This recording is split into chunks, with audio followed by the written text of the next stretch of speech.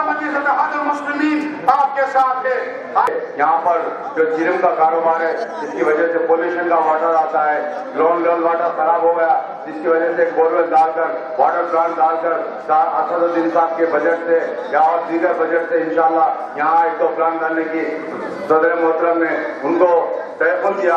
आंध्र प्रदेश ना कर्नाटक ना महाराष्ट्र, जहाँ पर हिंदुस्तान में मुसलमानों से जुल्म होता है, जहाँ पर भी हिंदुस्तान में गरीबों की आवाज उठती है, जहाँ पर भी हिंदुस्तान में हमारे पे जुल्म किया जाता है, वहाँ आपके और हमारे सदर बैरिस्टर असदुद्दीन ओवैसी साहब जाते हैं और वहाँ के मसाइल को दूर करने की कोशिश करते हैं। हालात हादरा का मकसद और मंशा यही होता है कि आवाम पे आने वाले खतरों से या आवाम को जिस चीज से तकलीफात होती है मजलिस इत्तेहादुल मुस्लिमीन आपके सामने रखती है।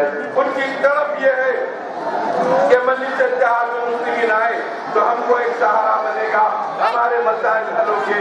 मैं आपसे इतना अर्ज करूंगा कि आज मजलिस इत्तेहादुल मुस्लिमीन को मुस्तहकम कीजिए, पहले से ज्यादा जरूरत है, अपनी जमात को मजबूत कीजिए। हिंदुस्तान के इख्तिदार पर बैठी है, ये आज से 25 वर्ष पहले कुछ भी नहीं थी, इसके सिर्फ 2 अराकीन पार्लियामेंट थे। तो सवाल ये पैदा होता है कि 2 अराकीन पार्लियामेंट से लेकर आज ये हिंदुस्तान की पार्लियामेंट में सबसे बड़ी जमात कैसे बनी, किन मंसूबों को लेकर आगे बढ़कर बनी, किन इरादों को लेकर आगे बढ़ी, क्या वादे कर आगे बढ़ी। अगर हम भारतीय जनता पार्टी की तारीख पर अगर नजर डालेंगे तो इस जमात की तारीख में हमको कोई कामयाबियां नजर नहीं आएंगी, मुल्क के खुशहाली का कोई जिक्र नहीं नजर आएगा, मुल्क की तरक्की के कोई मंसूबे नजर नहीं आएंगे, मुल्क को ताकतवर बनाने के कोई इरादे नजर नहीं आएंगे। बल्कि इस जमात की तारीख पर अगर हम नजर डालेंगे तो सिर्फ इस जमात की पॉलिसी प्रोग्राम अगर कुछ है और कुछ था और कुछ रहेगा तो वो सिर्फ यही रहेगा कि हिंदुस्तान की सबसे बड़ी अक़लियत मुसलमान को डराया जाए, धमकाया जाए, उनके मसाजिदों को शहीद करते हुए, उनके दिलों में खौफ को पैदा करते हुए इख्तिदार की तरफ आगे बढ़ते जाए। और क्या है आप बताइए, क्या कोई भारतीय जनता पार्टी को जानता था, पहचानता था? अडवाणी की रथ यात्रा से पहले कोई नहीं जानता था, लेकिन लाल कृष्ण आडवाणी की रथ यात्रा जहां जहां से गुजरती गई तबाही और बर्बादी करती हुई आगे बढ़ती गई।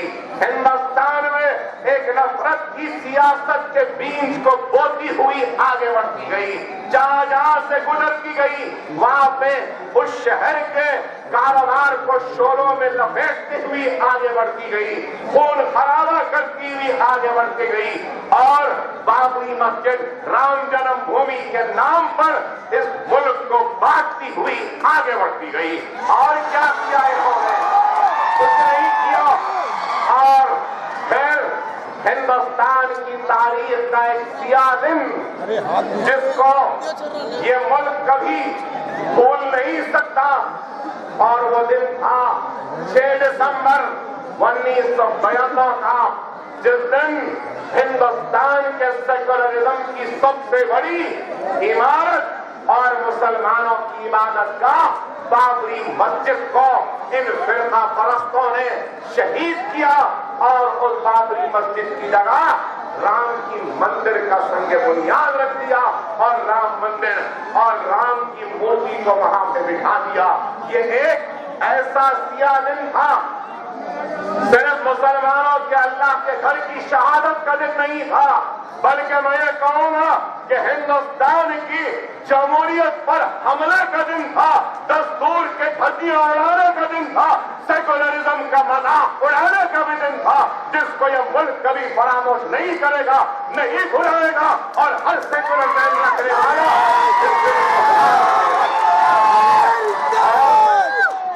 बाबरी मस्जिद की शहादत के बाद इनके कदम आगे बढ़ते गए, ये आगे बढ़ते गए, इख्तिलार की तरफ आगे बढ़ते गए। और जब इख्तिलार की तरफ आगे बढ़ते गए तो इख्तिलार को हासिल करना था। तो इख्तिलार को हासिल करने के लिए एक ऐसे शख्स का इंतखाब किया वजारत उद्मा के उम्मीदवार की शक्ल में, जो जिम्मेदार था हिंदुस्तानियों की जान और माल को लुटाने का, जो जिम्मेदार था हिंदुस्तानी मुसलमानों के घरों को जलाने का, जो जिम्मेदार था हिंदुस्तानियों की इज्जत और इस्मतों व आबरुओं को लुटवाने का, जो जिम्मेदार था और चाहता तो गुजरात को जलने से रोक सकता था, लेकिन तमाशाई बनकर उन फिसादियों को और हिम्मत देता रहा कि जाओ तुम लूटो, मैं हूं यहां पे देखने वाला। मेरी मुराद आज के वजीर आजम और कल के गुजरात के चीफ मिनिस्टर नरेंद्र मोदी से है। क्या आप बताइए, क्या ये हकीकत नहीं है? क्या नरेंद्र मोदी में क्या काबिलियत थी, कौन सी दूरंदेशी है, क्या सलाहियत है, किस बुनियाद पर वजीर आजम का उम्मीदवार बनाया था 2014 के इलेक्शन से पहले बीजेपी ने? सिर्फ गुजरात को जलाने का इनाम मिला तो वजारत उद्मी का उम्मीदवार बना दिया गया। क्या यही है? अरे वाजपेयी ने जिस शख्स के लिए कहा था कि राजधर्म का पालन करो, आज इनको वो शख्स मौजूद ही था हिंदुस्तान का वजीर आजम बनने के लिए। आप बताइए साक्षी महाराज क्या कहता है? क्या तुमने उसके खिलाफ कोई कार्रवाई नहीं? कुछ नहीं, सिर्फ और बात करते हैं, लेकिन अमल बात के खिलाफ जाता है। तो आज का मकसद, इनका इरादा, इनकी सोच, इनकी फिक्र यही है कि मुल्क को हिंदू राष्ट्र बनाना। अगर मेरी बात गलत है तो क्या इस बात से इनकार करेंगे कि मोहन भागवत ने कहा कि हर हिंदुस्तान में हर शहरी हिंदू है? क्या ये बयान नहीं दिया? क्या मुसलमानों पर उंगलियां उठाने से क्या इस मुल्क के गुर्बत का खात्मा होगा? क्या लब के हाथ की बात से बेरोजगारों को रोजगार मिलेगा? क्या घर वापसी की बात से बाहर का ब्लैक मनी या मुल्क में आ जाएगा? अरे इनको इस मुल्क से मोहब्बत नहीं है, इनको सिर्फ अपने इख्तियार से मोहब्बत है, कुर्सियों से मोहब्बत है। अरे आज हमारी वफादारी पर उंगलियां उठाने वालों, अरे हम इस मुल्क के वफादार थे, हैं और रहेंगे। स्वच्छ भारत के नाम पर हिंदुस्तान के हर बड़े छोटे के हाथ में झाड़ू कट्टा दे दिए। कोई कचरा फेंकवा रहा है, दूसरा उठवा रहा है। बड़े बड़े एक्टर झाड़ू के कट्टे लेके निकल गए। अरे मैं कहूंगा हमारा मुल्क हिंदुस्तान बहुत अच्छा है, बहुत साफ है, सुथरा है। हमारे इस मुल्क की सबसे बड़ी अगर कोई गंदगी है तो वो बीजेपी संघ परिवार आरएसएस। अगर इस मुल्क को स्वच्छ भारत बनाना है तो इस गंदी सोच का खात्मा करना है, इस गंदी फिक्र का खात्मा करना है। अगर यूरोप में ईसा अलैहिस्सलाम के खिलाफ अगर एक लफ्ज भी कोई कहता है तो उसको सूली पर लटका दिया जाता। क्या यह कानून नहीं है? जब ईसा अलैहिस्सलाम के खिलाफ गुस्ताखी पर सूली है तो हर मजहब के मानने वालों के ऊपर अगर कोई भी गुस्ताखी हो तो उन सबको भी सूली की सजा होगी। मैं बोलूं तो नफरत वो यूरोप में बैठ के बोलेगा तो आजादी, मैं बोलूं तो इजहार हक की आजादी नहीं, तस्लीमा नसरीन लिखे तो आजादी है। मतलब ये इज़हारे बयान की आजादी, एक्सप्रेशन की आजादी, किसकी आजादी है? इनके कान को जो पसंद है, इनका दिल जो चाहता है, उसकी आजादी। जो कान को पसंद नहीं, उसकी आजादी नहीं। और आज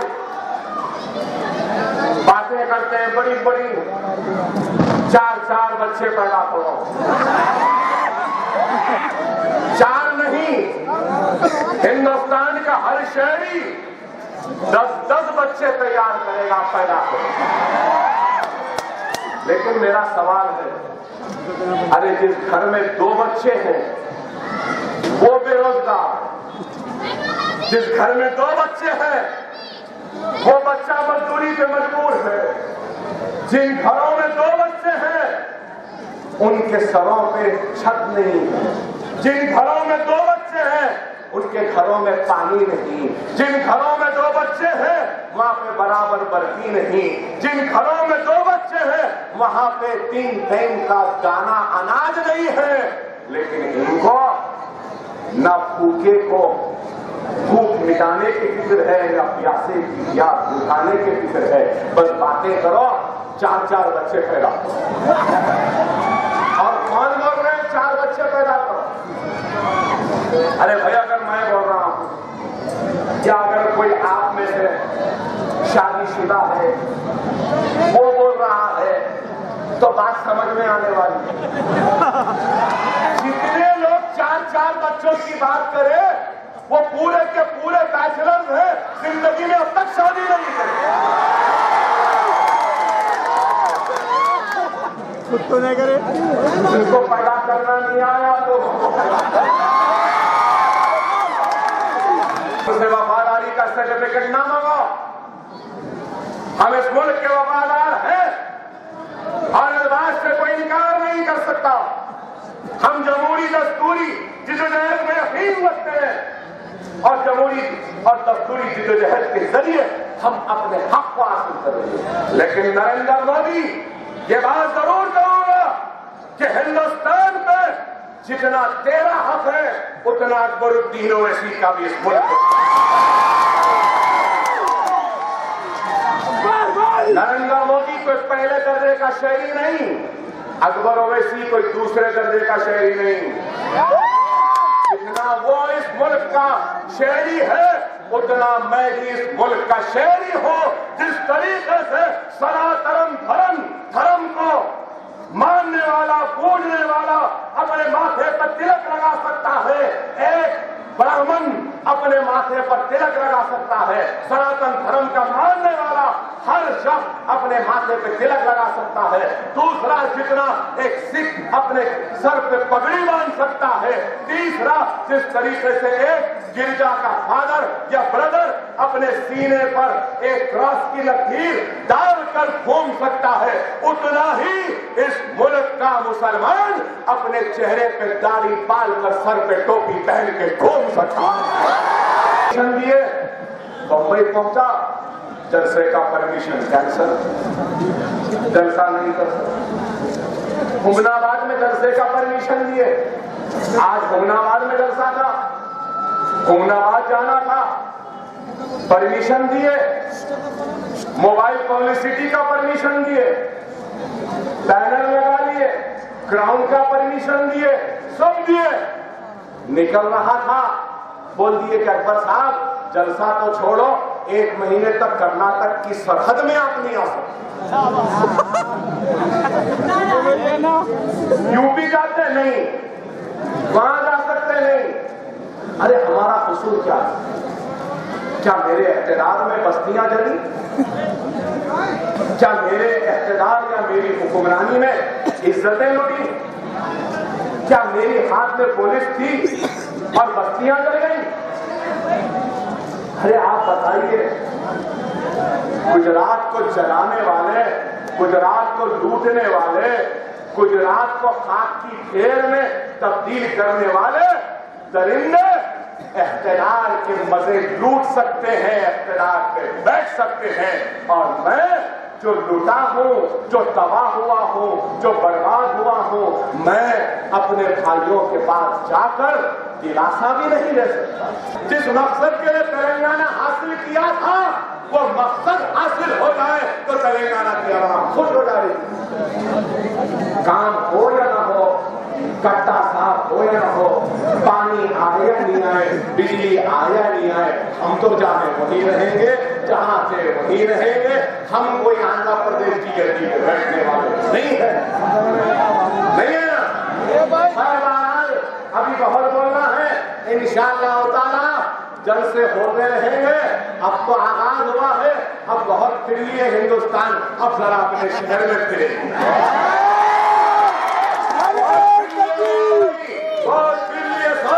हम अपने शहर में फिरेंगे।